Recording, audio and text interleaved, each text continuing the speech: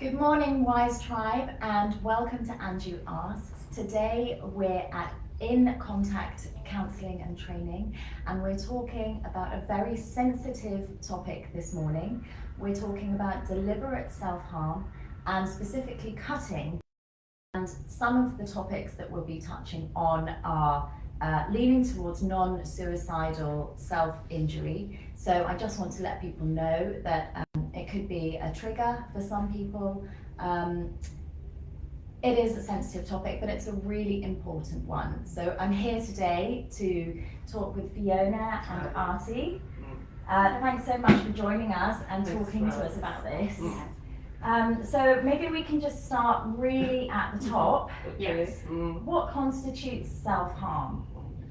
I think any kind of physical injury to yourself, which is deliberate, intentional, but to elevate emotional pain, is really the sort of basic 101 of self-harm or self-injury. So why, it's a really big question, Yes. but why do we think that young people in particular, a lot of people in our audience are mums, of children of all ages, will see a lot of different manifestations of anxiety, but self-harm is quite extreme. Why do children go there to that extreme? Well, they feel they have no other way of alleviating the emotional sort of feelings that they're dealing with. And maybe around them also they have, they watch other people, what they're doing. They're in the settings with the same peers, and this is one way that unfortunately tends to be a way out for them, and it gives them that relief from that intense emotion that they actually don't want to feel. Yes, and that's the big thing. And so with cutting, is it that young people might try other things first? Is there a gateway that is like a series of behaviors? Because cutting, it's as a parent, it's really worrying. It's Sure. Do you think there are other things that as a precursor, or is it just something that can just come out of the blue? Yeah, I mean, I think they would, children probably or teenagers would find other means of indulging in risky behaviors, right? Right. It may not be the first sort of farm, it could be the other farms that they're indulging in, Yes. but it also could be the first farm. So there's no rule book on this one, right? And they could go straight into cutting, or they pick that up from peers or other friends, and they found this as a tool to elevate their pain, So it may or may not be the first tool, but we don't know about that. There are enough statistics on that one. It would depend on the child as well, right? Every child has different ways of coping with things, right? And maybe also what they've learned from families, different way of how they cope within that. So is there a specific sort of gender or age group that are more susceptible or vulnerable to this behavior? I think we've seen it more rampantly with girls, predominantly with girls, but I'm not sure, is it because there's not enough reporting on boys, or because we've not found enough statistics on boys, or maybe boys are indulging and they're not coming out because there's more shame associated with cutting, and girls normalize this a little bit more, and they kind of find their tribe with cutting, so it could be more of that. If you talk to any of the girls, especially the clients we see, they tell you about their friends, this is normal. They'll all, even for some people, they'll show you, the different parts, right? So it's a trend. It can be. Wow. At times. This is scary, right? This is scary for parents, right? Because parents are thinking, what can I do, right? But we're not saying that it becomes normalized. We're just saying that when they're within their group of peers and it is happening a lot and they see this, well, it becomes almost something that is, you're cutting, she's cutting.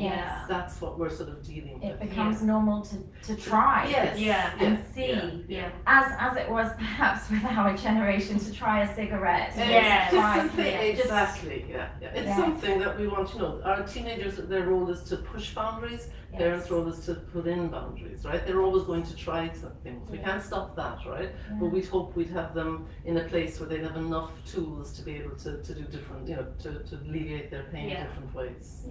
And also because this mental health is come to the sort of more Yeah. foreground, and people are talking about it, kids are aware. So they share that they're feeling depressed or sad, and then they all talk about it together, and then they find tools to sort of elevate that pain. Yes. Which probably in our generation we were not talking about it as much. Absolutely. So we didn't need as many tools, or we had more hidden tools that, you know. Yeah, So I think there's more evolution in mental health, and then obviously there comes healthy and not so healthy Yes. ways of coping with it. Yeah, that's a really good point. Actually, we didn't even have a vocab to how to Yes. express Yes. Or ourselves. did we, Yeah. even in a school setting, most of our kids would know to go to a school counsellor if they needed, right? And they Yes. would know somewhere to go, Mhm. but, you know, they have that. So we also have more healthy ways of coping. Yes. So we also Yes. have rampantly come out with more unhealthy ways of coping. Yes. Yeah.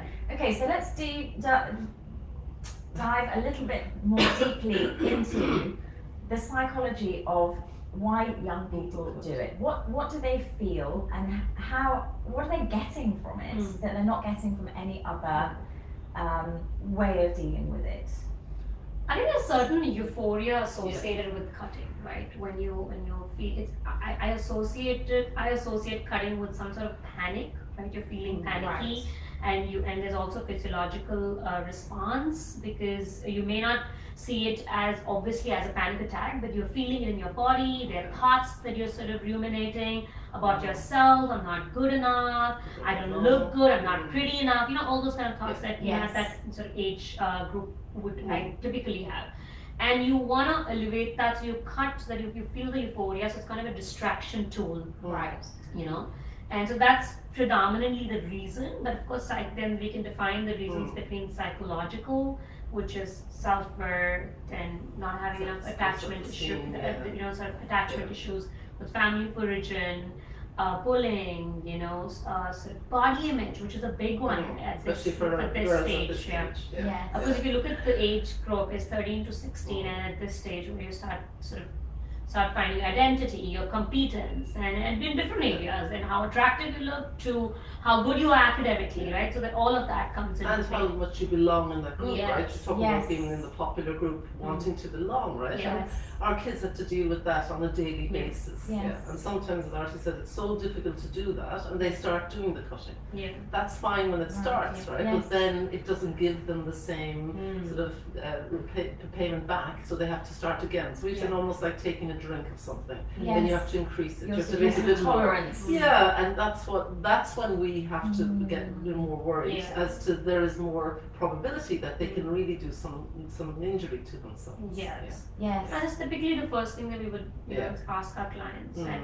like, where are you cutting yourself, you know, because it speaks volumes when you're cutting yourself, Right. you know, around the wrist area and the forearm areas. You want to ask for help, right? Right. You want to be seen versus thighs and stomach. You don't want to be Behind the seen. legs, There's shame. there's a lot of You know, places. So that it's are also cut. where you cut, Yeah. which can also be important and significant in this whole sort of psychological aspect. And that's why sometimes parents may not even realize that their child is cutting, right? So if you see it, at least when we see kids coming in and they can show you, right?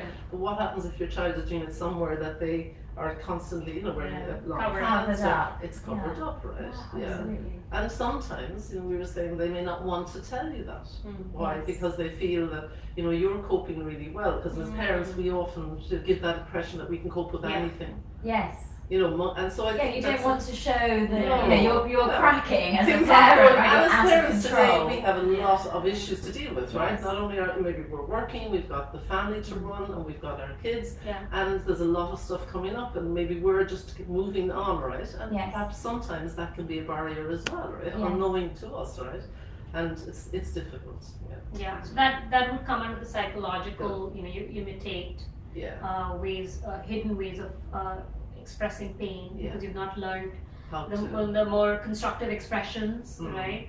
So the psychological aspects, and then we also talk about the fact that this is happening at the time where you're sort of having puberty. Yeah. So we look at the hormones, and hormones are important for mood regulation and impulse control. And the brain is growing, right, at that stage. Yes. And the neurobiological aspect of it, that there's the frontal cortex is not developed, and the impulse controls are still, that's the part which deciphers your ability to see bad versus good. So all that is not developed, you know. Which isn't a bad thing, right? This is, you know, Dr. Dan Siegel, we were saying, you know, the specialist in brain sort of neurology says, this is a good time, right? Parents shouldn't be fearful of these changes their kids are going through, right? Yeah. I think that's why it's so important that we psychoeducate ourselves, that we understand tools, and that we're able to understand this is going to happen, right? They don't know, they don't have that capacity. A 16-year-old brain is only 80% developed. A boy Wow. at 25, they say then the brain is fully developed. At right? 25 for boys. At Wow, That's says the a lot. research, A right? lot. I'm not just making this up. So They're this- lagging behind a little Yes, bit. right. So you know what I mean. Yeah. Then if you start looking at that and Yeah. taking all that on board, right, Yes. and we see these beautiful kids that we have, and they present often so much more mature, so much more able to cope and Yeah, deal with things, Absolutely. and they don't have the tools Yeah. perhaps Yes. or the capacity Yes. because they're not supposed to be there. Yes, right? right. Yeah. So as parents, Yeah. it is our duty to look out for them. Yeah. Yes. What are the warning signs that we should be looking out for? You mentioned Mm. to look out for cuts in places that aren't so obvious. Yeah. Yeah.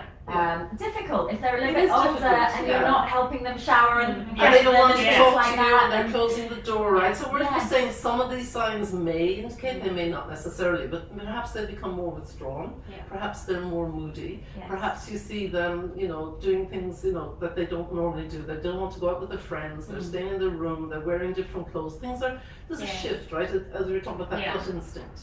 There's something Right. not right. Yeah. Okay, and now you may go to your child and they go, everything is fine, right? But as a mum or as a dad, sometimes you just have to hold it a little bit and stick with your gut instinct. Yeah. I think that's a big one, you know, in Yeah. our societies we don't talk enough about is the gut instinct. Yeah. And as parents, as a natural instinct that we have. Absolutely. Yeah. Beyond the warning signs that we can sort of talk about. Trust your gut instinct. This is a very important form of Yeah. intelligence, the gut instinct. Yeah. You know, we talk a lot about cognitive intelligence, emotional intelligence. We don't talk about the gut, natural Yeah. instinct of intelligence, you know. Right. So trust it. Mm. Isolation is a big one, like Fiona Yes. pointed out, just to sort of parallel talk about what warning signs. Yeah. Isolation and not, I think negative changes of any kind, Yeah. right? So you've got to just look out on those ones. It's difficult though, isn't it? At that age, it's a very fine line. So I think what you're saying about that gut instinct Yeah. is really important. Yes. You know your Yeah. child, and Yeah. if Yeah. they're happy and true to the core of Yeah. themselves, Yes. Yeah. Yeah. and when that shifts, Yeah. it's important Yeah. to have a conversation. So, Hmm. what would you do? How would you approach this if you think your Yeah. child is cutting? I mean, I can't even Sometimes you imagine. can imagine, yeah, the that's it, reaction. right? I think first of all we need the parent to be calm. I think what's Right. the thing, just to, Yeah. what fairness, how not to approach Yes, it, right? possibly. Is the important Yes, one. right. That's- Yeah. You know what I mean? Because often what we do when we feel, oh my gosh, my child Yeah. is in danger, right? And Yes. I feel responsible. I'm going to go in there, right? And I'm not going to be perhaps able Yeah. to listen to them. Yes. And I'm going to make assumptions, and I'm Yeah. going to want them to tell me, and that is probably the last place they want to go.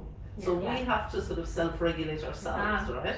Maybe I need support before I can go there, right? Maybe I need to somehow calm myself down. Maybe I need to talk to somebody before I go in, right? Because what Yes. happens when I go in and they just say, there's nothing wrong with me, and they close the door and you're, so it's going to be a Yes. Yeah. process, and it's not going to sometimes be an easy process, right? Yeah. But you're going to open the door a little, you're going to try and sort of Yeah. ask, you know, is everything going okay? What's happening? You might get the door closed, but you're going to be constantly there, and Yes. you're going to be, and school is another place I think Yeah. that you can also tune in. Is something going on there? Because we don't have them 24/7, right? Absolutely. We only see Yeah. them in pockets. So maybe, you know, if you've got a good connection with one of the teachers, do you see anything Yeah. that's happening there?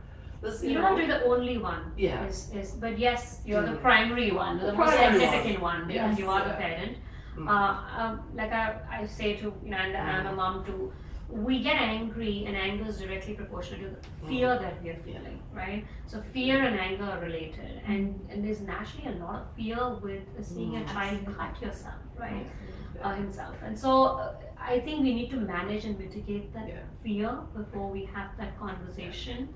And the guilt and that the parents guilt, will the have. shame, What did I do yes. wrong? Yes. Right? Because the child is part Yeah. of me, and I feel that then I've done something wrong, Yes. right? And a lot of the time we may not, right? Or maybe we have not been in the best place that we could be for our kids, Yeah. right? Yeah. But then we can't go to them with that burden. We need to be able to, Yeah. you know, sort of regulate ourselves and then work with our child. Because it's not about you, right? No.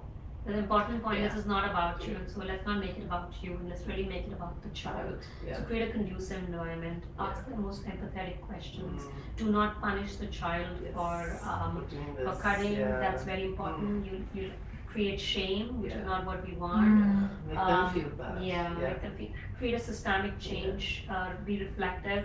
I think when teenagers come at that stage, or even little They're kids, just, even younger, we are very conscious of the fact that kids are not the problem, Yeah. right? It's a systemic change that we want to bring. So let's look Work into with the the whole family. family unit, look at the school Right. systems. Yeah. It takes all of us, right? So I was Take going to some of ask it. that, Yeah. if perhaps there's one child in the family that is experiencing this, how do you deal with this as a family? Do you sit down and have a family conference and chat about it with the siblings and say, hey, this is going on, and let's all I be think open? they probably all know, right? Because I Right. think if siblings are usually there's stuff going on. I have 3 teenagers, right? Well, they're probably a little older, but they'd always have an idea of what's happening, right? Yeah. Because I'd say something, Yeah. and maybe I'm the last to find out, right? That's sort of normal, right? But Yeah. you always have a link in some way, right? Yeah. First of all, you have to be comfortable that the child is comfortable with this, right? Yeah, that's a You good can't point. go out and sort of tell everyone. So they have to be comfortable, then you have to be, and then it's a bit like, well, it would depend. Do you normally have family chats? I always think with young kids, it's a great time to start family meetings. How are we feeling? How was your week? Yeah. Very hard to introduce that with teenagers when it hasn't been happening. And at that vulnerable stage when Yes. they're cutting. Yes. Yeah. So you've got to Right. take it slow. You don't You want to really be go shocked slow. with the change, So we're right? all sitting around today in happy family, and they're all like, "Oh." So you've got to do this in a very gentle way, and you also have to, it depends. Every family's different, right? I can't say what works in my family will work in another family. If we've never sat down as a family, this might be sort of, maybe at a meal we're sitting down, we might say, well, how was everybody's week? And maybe I didn't realize that some of us aren't doing so whatever way, but you have to do it gently. Yes.